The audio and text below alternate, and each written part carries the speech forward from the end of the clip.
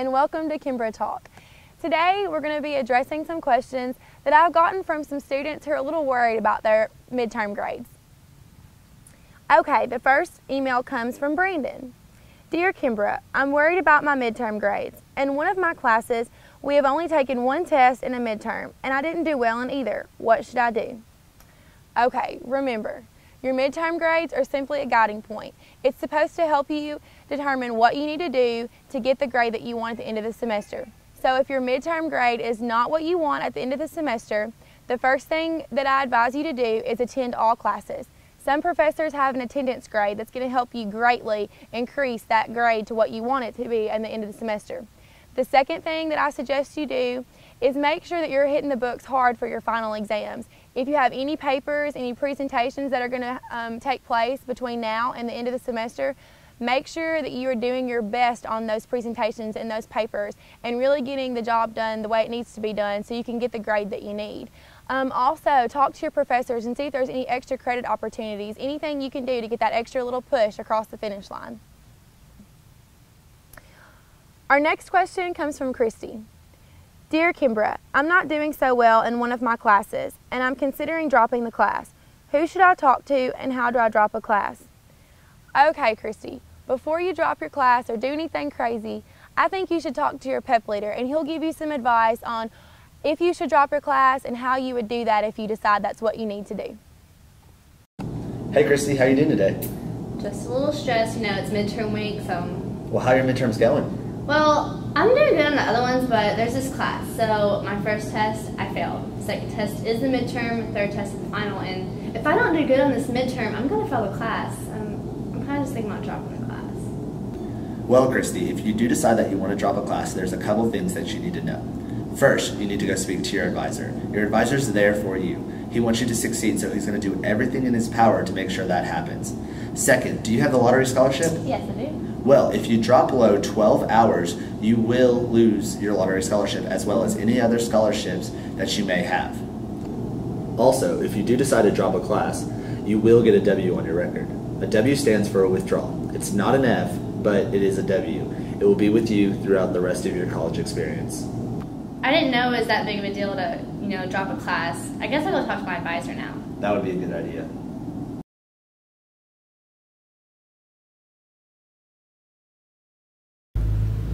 Hi, I'm Allison Nutt. I'm a junior HHP major and I am a pep leader for Group 47. My freshman year, I was taking 14 hours with a 4-hour chemistry class.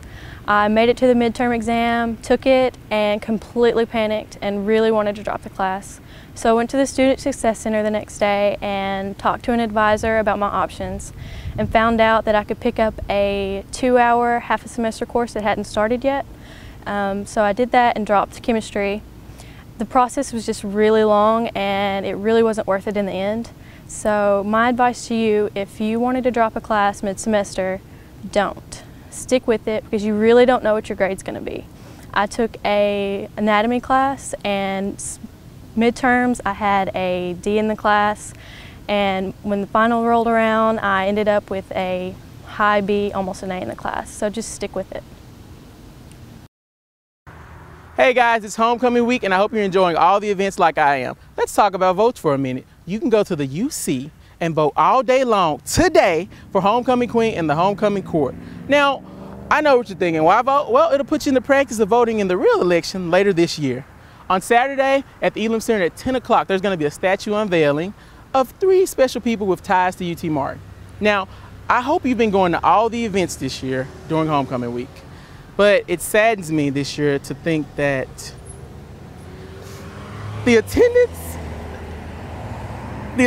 this year has been a mere 99.9%, and I don't know how it happened. I was there, you were there. I mean, wait, you over there, you in the white shirt. Yeah, you, yeah, you. I don't think you were at all the events this year. It saddens me to think that you would break my heart by missing any homecoming events. But fear not, you can redeem yourself For the rest of the week, go to all the homecoming events, every single one, and enjoy yourself. Because together, we can make this the best homecoming ever. Well, I'll see you next time.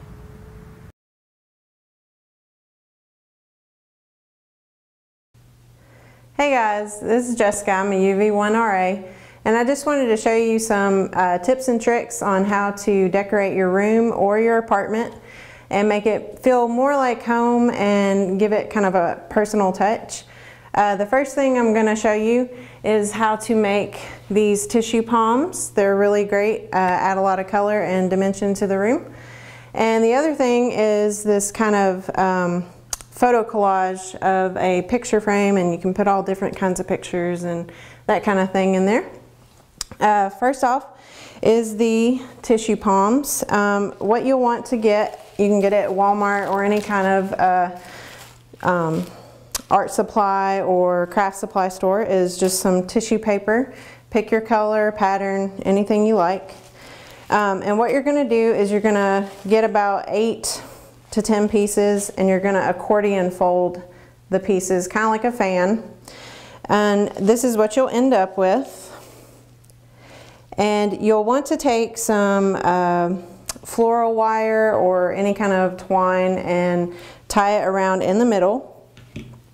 And what you can do is you can actually cut the ends and make it round or pointed, and it'll give it a different kind of look. So all you have to do is just cut.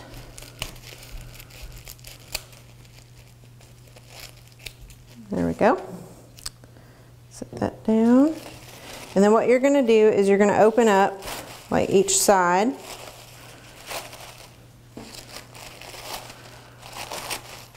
Then you're going to have to work with it. And you're going to just kind of shape it into a tissue palm. And this takes a little bit and a little bit of practice. It took me a couple of tries, so. But you're going to do that on each side, and once you get done, you can tie twine around the middle, and you can hang it from your ceiling. You can even put it on the wall if you like, and it'll just add a lot of color and texture to the room. The other thing is this picture frame. As you can see, it's just a simple wooden picture frame that you can paint or just leave simple. And what you'll do is just buy some twine or some string, and you can hot glue it to the back, and then you can just take pictures and little clothespins and put it on to each little string. And it makes a wonderful photo collage and makes it really personal for your room.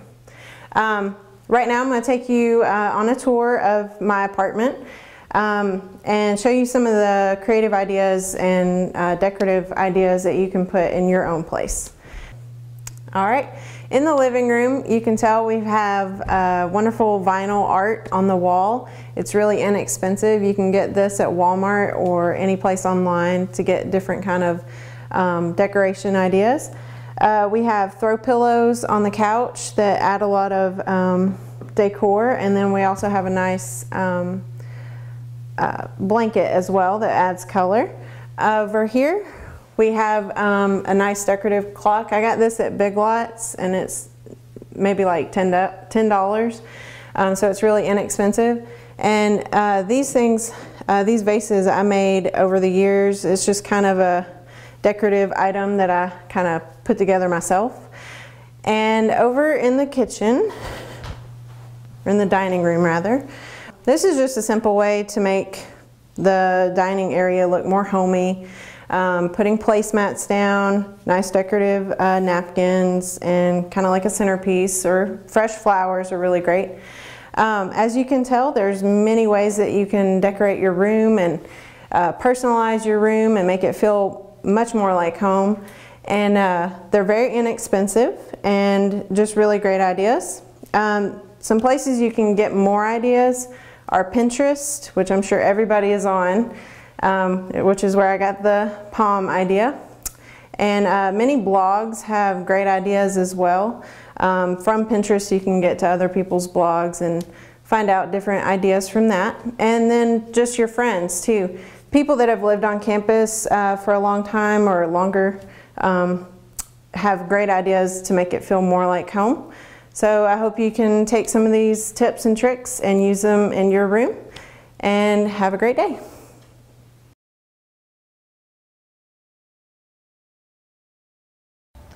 Hey, I'm Aaron. I'm a sophomore and I'm an RA in Browning, and this past May I went to Germany on a 10-day travel study. It's pretty great. So we went over there with about 14 people and Professor Hammond, and I didn't really know everybody at first. And by the end of the trip, we were all pretty much best friends. We were all hanging out with each other, you know. I see them around campus now. We're like, hey, you know, what's up? Yeah, it's definitely a bonding experience with the classmates you go with, because you're dropped in a country where you don't really know the language as well as you think you do. While I was there for my 10 days, I went and saw castles, all the old historic sites out there, a few churches. We went to the VW factory and visited that in their car showroom, and I'm a car guy. They had some awesome stuff there. Old VWs. They had an old Ford Capri. I don't know why that's there, but it was still cool. If you're considering going on a travel study, I'd say do it.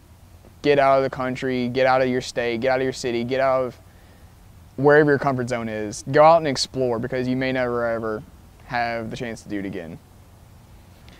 If I was to give any advice to any student who would go, is you can get money from all over the place.